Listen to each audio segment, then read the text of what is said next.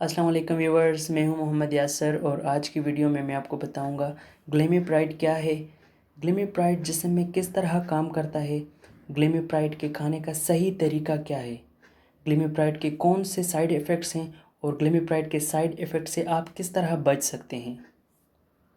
گلیمیپرائڈ type 2 diabetes کے ان مریضوں میں استعمال ہونے والی میڈیسن ہے جن کا صرف خوراک، ایکسرسائز اور وزن کم کرنے سے شوگر کنٹرول نہیں ہو پاتا، اس لیے گلیمیپرائڈ کو اکیلے یا دوسری شوگر کی ادویات کے ساتھ تجویز کیا جاتا ہے۔ گلیمیپرائڈ کی خوراک کی مقدار کا تعین مریض کے لائف سٹائل کے مطابق اور خون میں شوگر کی مقدار کے مطابق کیا جاتا ہے۔ عام طور پر روزانہ ایک خوراک ریکمینڈ کی جاتی ہے۔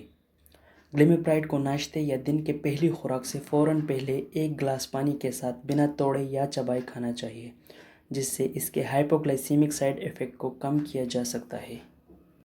میڈیسن کو کھانے کے بعد کھانا ہرگز منقطع نہیں کرنا چاہیے۔ میڈیسن کھانے کے بعد کھانا چھوڑنے سے خون میں شوگر کی مقدار بہت کم ہو سکتی ہے جو بہت نقصان دہ ہے، جس کو ہائپوگلائسیمیا کہا جاتا ہے۔ عام طور پر گلیمیپرائڈ کی پہلی خوراک ایک ٹیبلٹ روزانہ ہونی چاہیے۔ اگر ضرورت پڑے تو خوراک زیادہ کی جا سکتی ہے۔ خوراک کی مقدار بتدریج زیادہ کرنی چاہیے، یعنی 1 سے 2 ہفتے کے وقفے کے ساتھ 1 ملی گرام، 2 ملی گرام، 3 ملی گرام، 4 ملی گرام، 6 ملی گرام اور 8 ملی گرام ہونی چاہیے۔ گلیمیپرائڈ پینکریاس سے انسولین کے اخراج کے عمل کو زیادہ کر دیتا ہے اور 2 سے 3 گھنٹے میں معدے سے خون میں منتقل ہو جاتا ہے اور تقریباً 5 گھنٹے میں جسم سے خارج ہو جاتا ہے۔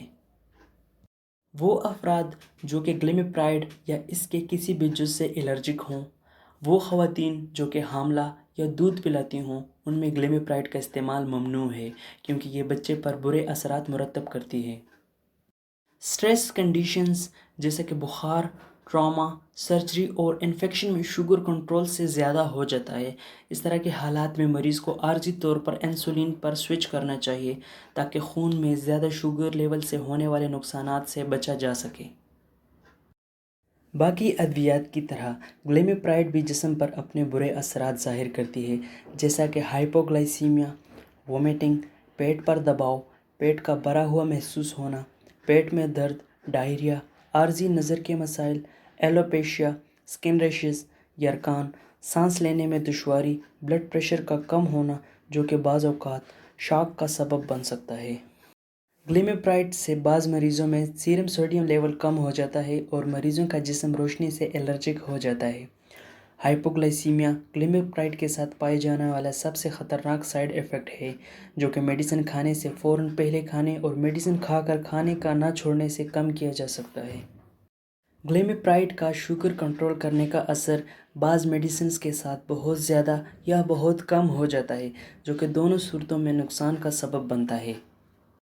وہ میڈیسنز جو کہ گلیمیپرائڈ کا اثر زیادہ کر کے ہائپوگلائسیمیا کر سکتی ہیں، ان میں insulin, ACE inhibitors, anabolic steroids, male sex hormones, coumarin derivatives, cyclophosphamide, fibrates, fluoxetine, mono amine oxidase inhibitors, miconazole, fluconazole, para amino salicylic acid, clarithromycin, tetracycline اور اینٹی بایوٹکس شامل ہیں، جبکہ acetazolamide, barbiturates, corticosteroids, diuretics, epinephrine, glucagon, laxatives, rifampicin, thyroid hormone, estrogen اور progesterone glimepiride کے glucose control کرنے کے اثر کو کم کر دیتی ہیں، جس کی وجہ سے خون میں گلوکوز بہت زیادہ ہو جاتا ہے۔ بیٹا بلاکرز کلونیڈین ہائپوگلائسیمیا کے نشانیوں کو چھپا لیتا ہے یا ختم کر دیتا ہے، اس لیے اس طرح کے ادویات کے ساتھ پراپر مانیٹرنگ بہت ضروری ہے تاکہ اس طرح کی ادویات سے ہونے والے نقصانات سے بچا جا سکے۔ بائل ایسڈ سیکویسٹرینٹس کولویسویلام گلیمیپرائڈ کے ساتھ بائنڈ ہو جاتا ہے اور خون میں ترسیب کو منقطع کر دیتا ہے۔ گلیمیپرائڈ کو 4 گھنٹے کولویسویلام سے پہلے کھانا چاہیے، اس طرح یہ ایک دوسرے پر اثر انداز نہیں ہو پاتے۔